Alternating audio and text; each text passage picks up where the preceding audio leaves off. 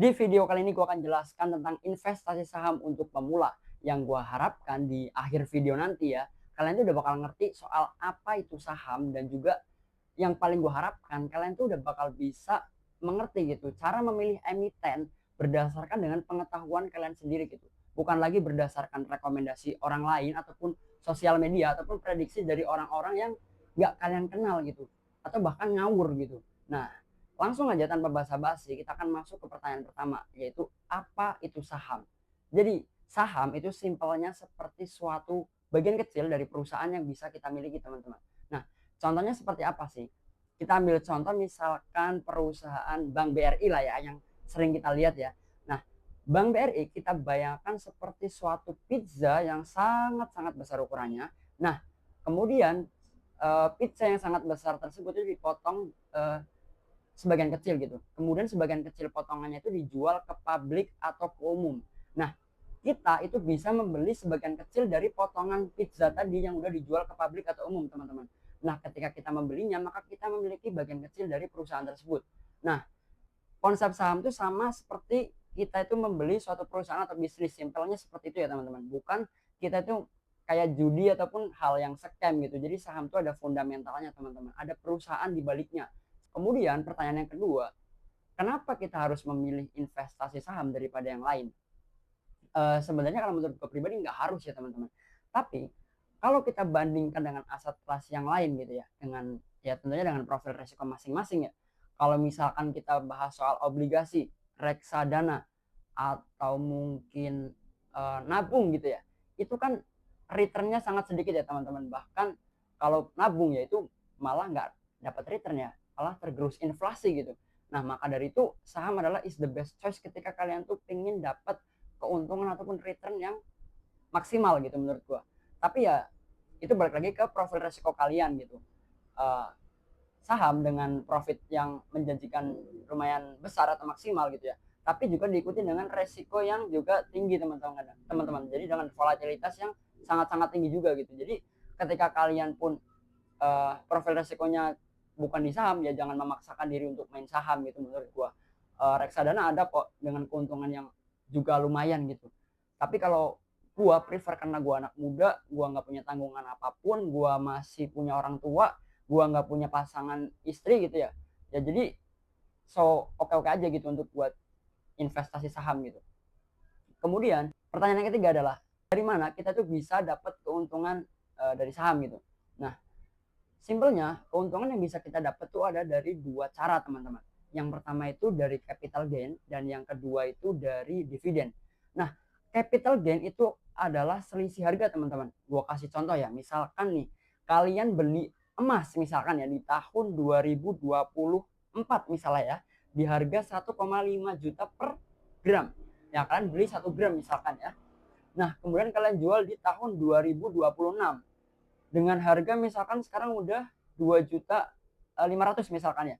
Nah, selisih harga dari kalian beli dan kalian jual itu namanya capital gain, teman-teman. Kalian udah untung 1 juta. Nah, itu namanya capital gain atau selisih harga.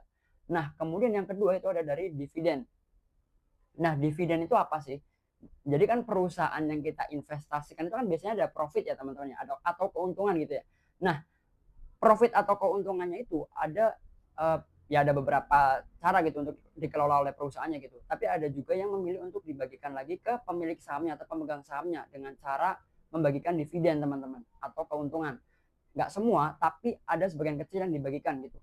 Tapi kalau eh, saham-saham yang nggak membagikan dividen itu biasanya perusahaannya itu dikelola lagi, hasil profitnya dikelola lagi untuk ekspansi perusahaannya untuk jadi lebih besar, supaya harga sahamnya pun akan tergulung untuk jadi lebih besar, teman-teman. Biasanya seperti itu ya.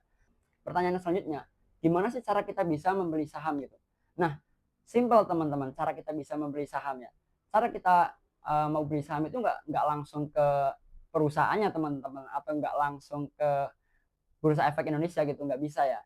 Kita itu beli saham melalui sekuritas, teman-teman. Nah, kalau kita berbicara soal sekuritas di Indonesia itu ada banyak banget, teman-teman. Ada Ajaib Asia, ada Stockbit ya, ini yang para retail suka karena dulu biaya fee jual dan belinya tuh paling rendah ya, si Stockbit ya, kalau setahu gua dulu. Kalau sekarang udah sama kayak Ajaib sih. terus kemudian ada Mirae, ada Valburi, ada Trimegah ya. Yaitu kalian bisa pilih berdasarkan kesukaan kalian gitu. Kalau gue pribadi sih gue lebih suka prefer pakai Ajaib atau Stockbit gitu. Ya karena mungkin gue juga bagian dari pemula ya teman-teman, itu lebih gampang atau lebih friendly untuk orang-orang yang baru masuk di saham menurut gue. Nah jadi untuk pilihan sekuritas tuh bebas teman-teman, nggak ada batasnya, dan untuk daftarnya pun gampang ya. Kalian tuh udah, menurut gue tanpa kalian lihat tutorial atau kalian diajarin tuh udah bakal ngerti gitu, karena di situ udah bakal ada panduannya teman-teman. Kalian udah diarahin kalau daftarnya itu seperti ini seperti ini seperti ini, paling ya kayak scan dokumen dan lain sebagainya gitu ya, sesimpel itulah ya. Kemudian selanjutnya gitu ya, gimana cara kita bisa memilih saham yang bagus gitu. Nah gini teman-teman, di bagian ini kita akan bahas dengan lebih panjang ya. Ya gue tipe orang yang investasinya itu dengan cara value investing teman-teman, yaitu kita membeli di harga rendah dan jual di harga aslinya. Nah jadi gini teman-teman, kebanyakan dari investor retail kita ya itu kan kalau misalkan lihat harga saham lagi rally gitu, lagi rally naik gitu ya, mereka bakal beli teman-teman. Padahal secara konsep dasar dari investasi itu kan kita nggak boleh kehilangan uang ya teman-teman. Nah dengan kita membeli saham dengan udah rally ke atas, sudah terlanjur terbang gitu ya, itu resiko buat kita kebanting atau kita mengalami loss itu akan lebih tinggi teman-teman, dibanding kita membeli saham yang lagi tidur ataupun lagi nggak laku gitu teman-teman. Jadi market itu biasanya gini teman-teman, ketika ada orang yang lagi greedy, lagi kayak FOMO gitu, beli beli beli beli beli, dia bakal kasih harga terus naik teman-teman. Nah ketika orang-orang udah pada greedy, udah pada beli di atas gitu ya, Mr. Market bakal hancurin harganya teman-teman, bakal turunin gitu. Nah maka dari itu ketika kita akan membeli saham itu nggak boleh kita tuh asal beli dengan mengikuti tren teman-teman, tapi kita coba lihat dari analisa fundamentalnya terlebih dahulu gitu. Jadi kalian tuh harus bisa membaca laporan keuangan dari perusahaannya gitu. Apakah laba tahunannya naik gitu ya, hutangnya menurun, terus juga perusahaannya semakin besar gitu ya. Tapi kok sahamnya nggak naik nih, masih stuck aja gitu. Nah itu adalah saham yang masih diskon teman-teman, saham yang bagus gitu. Tapi ya nggak semuanya itu seperti itu ya teman-teman. Kalian harus cari dan berdasarkan analisa yang kalian pakai gitu ya. Nah ketika kalian menemukan saham tersebut, kalian tuh harusnya beli, bukan malah takut gitu. Kayak misalkan pada waktu itu Bumi ya di harga 100 berapa ya, 112 kalau nggak salah, itu orang-orang pada nggak beli gitu, kayak takut. Ya udah gitu, setelah Bumi tiba-tiba akuisisi tambang emas di Australia, kan harganya boom tuh naik kan ya, orang-orang baru pada FOMO tuh pada beli. Ntar ketika capital loss mereka tuh bakal kayak apa tuh, kayak drawdown gitu ya. Kan biasanya kalau saham udah naik tinggi gitu ya, naik ke atas, kan biasanya dia bakal drawdown ke bawah dulu tuh. Kayak kalian bakal mengalami capital loss gitu ketika kalian beli di atas. Jadi kalian belum loss, tapi capital loss kalian tuh masih di ambang apa ya, di ambang loss gitu. Nah ketika kalian jual maka kalian akan loss teman-teman. Ada orang tuh yang bilang ya kayak kalian jadi investor pemula tuh harus disiplin cut loss gitu. Menurut gua ketika kalian disiplin cut loss itu kalian bakal lebih banyak mengalami kerugian daripada keuntungan gitu. Justru orang investasi saham yang udah jago gitu ya, dia itu bakal ketika misalkan beli nih, dia tahu gitu fundamentalnya bagus, dia beli harganya tiba-tiba terbang terus drawdown teman-teman, atau ARB gitu ya.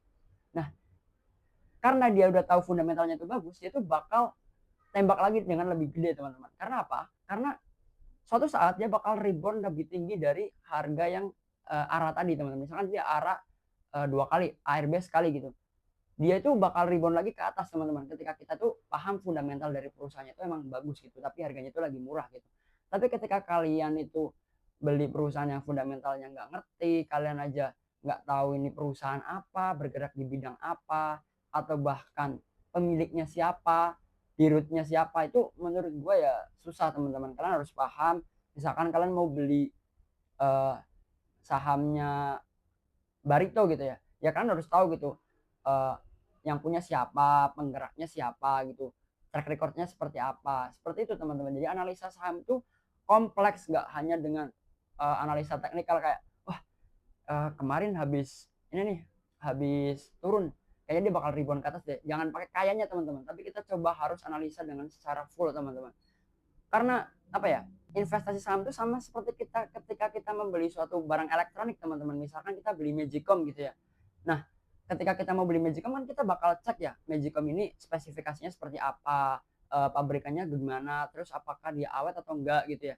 Nah, seperti itu teman-teman. Jadi nggak asal kayak, "Wah, tampilannya oke sih, bagus sih, kayaknya dia bakal bertahan lama ya." Nah, itu nggak gitu ya teman-teman. Jadi simpelnya tuh kita harus analisa dengan luas teman-teman, jangan dengan berdasarkan orang lain ataupun berdasarkan FOMO gitu. Jadi gitu aja untuk video kali ini. Kalau kalian ada yang pengen dibahas lebih detail tentang misalkan cara bahas laporan keuangan bang atau apa gitu kan, bisa langsung aja ngomong di komentar, di kolom komentar, atau kalian mau request video yang lain bisa request juga di kolom komentar teman-teman ya. Langsung aja, dan terima kasih udah nonton video kali ini. Sampai jumpa di video selanjutnya.